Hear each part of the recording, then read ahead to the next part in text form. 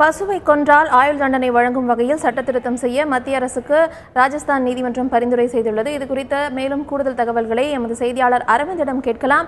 அரவிந்த், ராஜஸ்தான் உயர்நீதிமன்றம் அதிரடியாக இந்த உத்தரவை பிறப்பித்துள்ளது. இது குறித்த தகவல்களை சொல்லுங்க.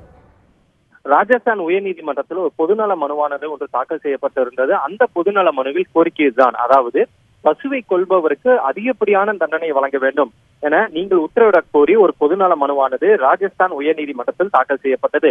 இந்த மனுவானது ராஜஸ்தான் உயர்நீதிமன்றத்தில் விசாரிக்கப்பட்டு வந்தது. இந்நிலையில் சற்று நேரத்துக்கு முன்பாக ராஜஸ்தான் உயர்நீதிமன்றம் மத்திய அரசுக்கு ஒரு பரிந்துரையை முன்வைத்துள்ளது. அதாவது பசுவை கொல்பவருக்கு அதிகப்படியான தண்டனையை வழங்க வேண்டும். அதற்காக பசுவை தேசிய விலங்காக அறிவிக்க வேண்டும். பசுவை தேசிய விலங்காக அறிவித்தால் அதனை கொல்பவருக்கு தண்டனை அதிகமாக கொடுக்க முடியும். குறிப்பாக தேசிய விலங்கை கொல்பவருக்கு ஆயுள் தண்டனை கொடுப்பதற்கும் வாய்ப்புள்ளது. எனவே பசுவை தேசிய விலங்காக அறிவித்து அதே போல பசுவை கொல்பவருக்கு ஆயுள் தண்டனை வழங்கப்படும். அந்த ஆயுள் தண்டனை வழங்குவது போன்ற அந்த சட்ட திருத்தத்தை மேற்கொள்ள மத்திய அரசுக்கு ராஜஸ்தான் உயர்நீதிமன்றமானது சற்று நேரத்துக்கு முன்பாக ஒரு பரிந்துரையை முன்வைத்துள்ளது.